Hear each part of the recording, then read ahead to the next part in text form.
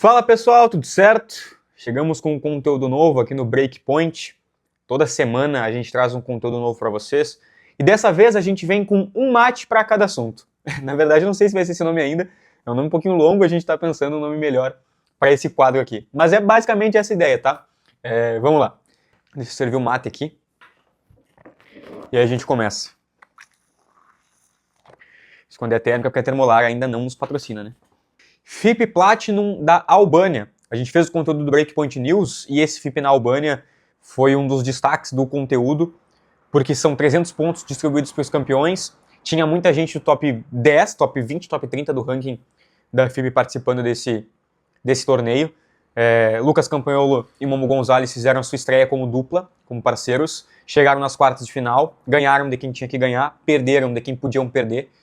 Perderam para Franco Stupasuk e Mike Anguas, que eram a dupla 1 do torneio, que acabaram até sendo campeões depois numa grande final de 3 sets. Mas nesse jogo ainda ganharam o primeiro set, fizeram 6-2 no primeiro set, um resultado até bem contundente, mas depois acabaram perdendo o ritmo e foram eliminados por Stupa e Anguas. O que fica uma certa preparação para o próximo torneio, no Major da Itália, que já começou, já está rolando as primeiras rodadas. A gente vai toda semana de Major da Itália, o primeiro Major da temporada. Então é um torneio muito importante para quem... É um torneio muito importante para quem quer conquistar pontos, para quem quer conquistar bons desempenhos. E eu acho que serviu como uma boa preparação aí, esse FIP da Albânia, tanto para o Lucas quanto para o Momo, porque como dupla até saiu um vídeo bem legal deles discutindo, de certa forma, né, sobre um dos pontos. Mas isso mostra como eles estão conseguindo entender o jogo um do outro. Aos poucos vão conseguindo entrosamento, vão do famoso menos a mais. E aí a gente vem com o Major da Itália agora para quem sabe consolidar um pouco mais essa dupla. Quem sabe também eles fazem melhores resultados, chegam numa quartas de final, que já é muito importante, porque eles saem como dupla 9 do torneio. Eles não estão entre os primeiros 8 colocados, entre as primeiras 8 duplas melhores colocadas. Então, quem sabe a gente vem aí com um bom desempenho de Lucas Campanholo e Momo Gonzalez. A gente torce para isso. É uma boa oportunidade para o Lucas, uma parceria com um cara que está melhor colocado do que o Jairo, mesmo que o Jairo e o Lucas tivessem um bom desempenho também juntos, fizeram uma boa parceria juntos, mas é um bom passo aí para o Campanholo, para quem sabe conquistar resultados e desempenhos melhores do que vinha conquistando. Seguindo no FIP Platinum na Albânia, Lucas Bergamini e Ravi Garrido foram eliminados ainda na estreia. A gente falou também no Breakpoint News. Infelizmente, né? Infelizmente eles vêm com uma sequência de resultados não tão positivos, algumas derrotas duras e que não estavam no script, não estavam no roteiro. Então também serve como preparação para esse Major da Itália. É um torneio muito diferente do que a gente viu aqui na América do Sul, nessa gira sul-americana no Paraguai e na Argentina, quando estava frio, uma quadra mais lenta, um jogo mais estudado. Lá a gente espera que seja um jogo completamente diferente do que a gente viu aqui. Então Lucas Bergamini e Ravi Garrido eles devem resultados melhores para quem torce para eles. Quem sabe agora no Major da Itália não seja um dos caminhos para eles conseguirem esse resultado melhor que a gente tanto espera, porque o Ravi Garrido, os melhores resultados, o melhor desempenho do Ravi foi junto de brasileiros, foi junto do Campanholo, foi junto do Bergamini, que essa dupla é 2.0, né?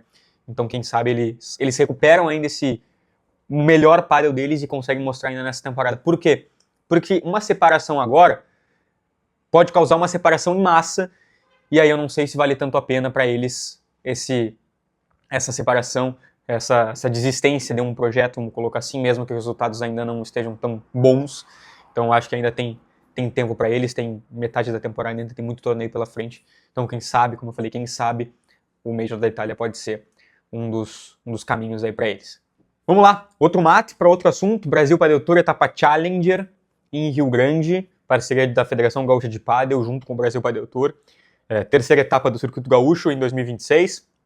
Santa Maria, Santana Livramento e agora Rio Grande, esse final de semana. E terceira etapa também do Brasil Padel Tour, etapa Challenger, terceira etapa Challenger da temporada.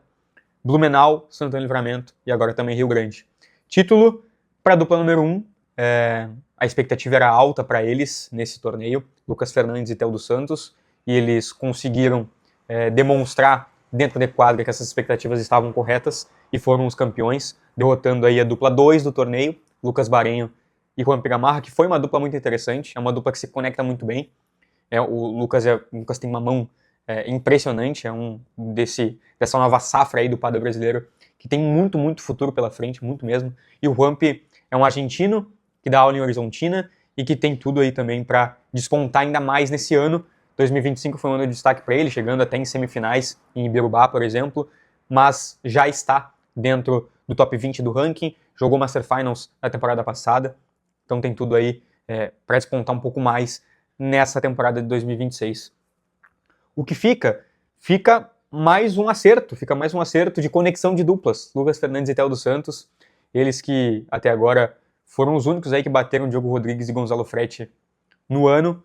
Então, isso foi em Livramento, quando eles conquistaram o título da Etapa Challenger de Livramento na final, em 3 sets, um jogaço também, que foi protagonizado pelos 4.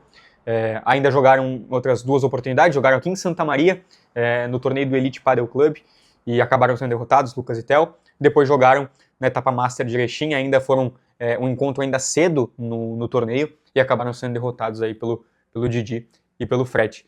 Então, é uma expectativa muito alta no geral que a gente tem com essa dupla, não só com o Challenger, porque o desempenho deles vem sendo muito, muito, muito impressionante, muito importante também. Nos FIPs que jogaram, eles também demonstraram esse bom desempenho. Então eles têm tudo aí para se consolidar cada vez mais como uma das principais duplas do Brasil. E aí, galgar algumas posições a mais no ranking, que facilitaria num possível chaveamento, num possível sorteio aí de quadro em próximas etapas. Pontos importantes para o Lucas, pontos importantes para o Theo, que vem conquistando aí colocações importantes no ranking, e eles têm tudo mesmo, para terminar um ano de 2026 com algum título um pouco maior ainda, com desempenho melhores do que já foi colocado. Eles têm tudo para bater de frente com duplas grandes, com as principais duplas do Brasil, porque eles já estão entre as principais duplas do Brasil. Então, Lucas Fernandes e Theo dos Santos, mais um acerto na conexão dessa dupla aí, como eu falei do Didi e do Fretti, que quem juntou, parabéns. Até a entrevista do Didi tá aqui no fundo para vocês acompanharem junto. Eu falei ali quem juntou, parabéns, porque é uma dupla muito interessante. Lucas e Theo, a mesma coisa, é uma dupla que se conecta muito bem. Os dois são muito fortes no jogo aéreo, tanto o Lucas jogando na direita, é um direita muito agressivo, o Theo tem muita técnica e mesmo assim também muito agressivo. Então é uma dupla muito, muito interessante que a gente vai ver conquistando coisas maiores, com certeza. Ainda falando sobre pádel, a gente vai ter esse mês ainda a etapa Open de Camaquã do Brasil Padel Tour, segunda etapa Open Master do ano, né? O calendário começou um pouquinho depois esse ano. A gente teve o primeiro Master da temporada em Erechim, agora a gente vai ter o primeiro Open da temporada em Camaquã, ainda esse mês, em junho, no final do mês. E como eu sempre digo nas transmissões, a gente promete, né, bastante competitividade, porque são duplas novas, parcerias novas que ainda estão sendo testadas. Matheus Simonato, Igor Esling, Didi, Fretti, tanto o Lucas quanto o Theo também são parcerias novas que a gente está vendo. É um ano diferente, é um ano de coisas novas, me parece. Então a gente tem tudo aí para ter surpresas como a gente sempre tem, para a gente ter grandes jogos como a gente sempre tem. Então o Open de Camaquã ainda esse mês promete bastante competitividade e emoção, com certeza, como eu sempre falo nas transmissões. Estaremos em Camaquã para contar tudo para vocês. O próximo mate, porque a gente tem um assunto bem legal agora, que é João Fonseca, a estrela brasileira que brilha nas quadras de Roland Garros. Esse vídeo está sendo gravado agora, de manhã, na terça-feira. Hoje de tarde, ele joga contra o Mensik pelas quartas de final. Já se enfrentaram. O resultado não foi positivo para o João. Mas assim, eu acredito que esse vídeo será postado de noite ainda. Então a gente já vai ter o resultado do jogo do João Fonseca nessas quartas de final. Independente se ganhar ou perder hoje, independente da classificação ou não para uma semifinal de Roland Garros, que seria histórico, seria um passo assim gigantesco na carreira dele, seria um crescimento absurdo, uma semifinal de Roland Garros para ele, ainda mais pela trajetória que teve. Como eu falei, mesmo se não vier a classificação, a gente tem uma notícia muito boa, que é a maturidade de João Fonseca, que foi impressionante durante esse torneio.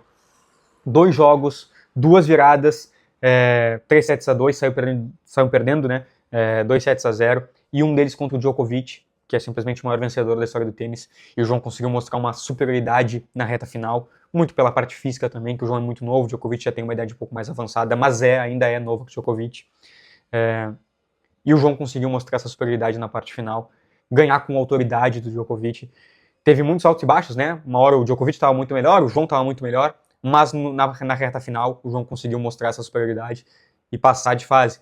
E aí ele pega simplesmente Casper Ruud, que também está numa fase muito boa no saibro, é um cara muito bom no saibro, e vai lá e vence também com autoridade. 3-1, num começo de jogo muito equilibrado, tie break, 7-6, 7-5 ali, e a gente teve o João vencendo mais uma em Roland Garros, no saibro mais famoso do mundo.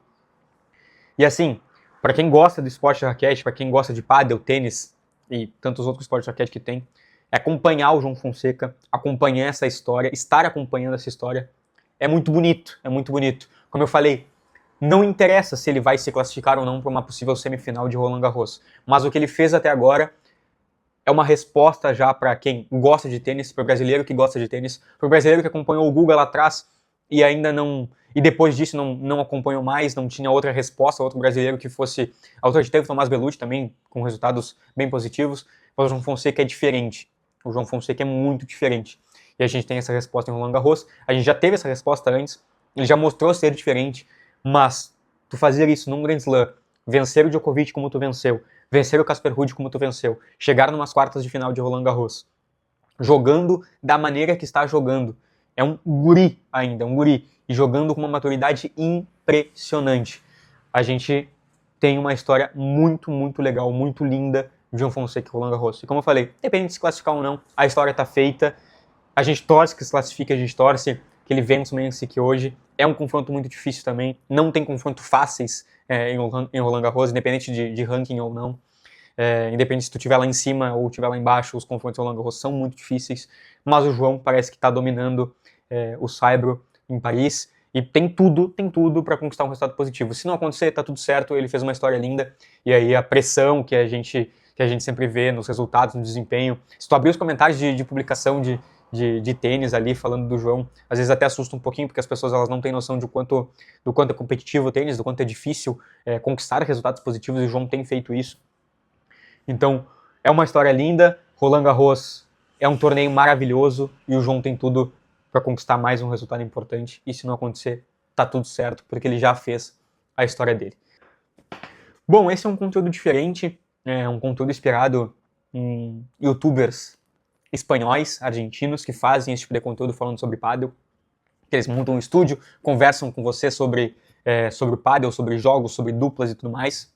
E eu acho que é muito interessante esse tipo de conteúdo, porque traz um pouquinho da minha opinião, que eu acho que é legal, essa proximidade entre quem está fazendo conteúdo com quem está olhando, para ver se vocês concordam ou não. Eu acho muito importante, eu acho que é muito legal. Então, a gente fica por aqui, é mais um conteúdo diferente, como eu falei, um mate para cada assunto. Não sei se vai ser esse nome, mas é um conteúdo ainda que a gente está preparando, vai melhorando ao longo do tempo, é relativamente o início do projeto ainda, a gente está indo para o segundo mês. Foram 3 entrevistas no podcast, bastante produção de conteúdo ali no Instagram. Então quem está olhando por aqui, segue a gente lá, podcast Breakpoint, @podcast Breakpoint. Segue a gente lá para não perder nada. @LucasAcosta _ também para não perder nada. Posto algumas coisas ali no meu Instagram também. E aí a gente fica por aqui com mais o conteúdo do Breakpoint Podcast. A gente chegou para mudar o jogo.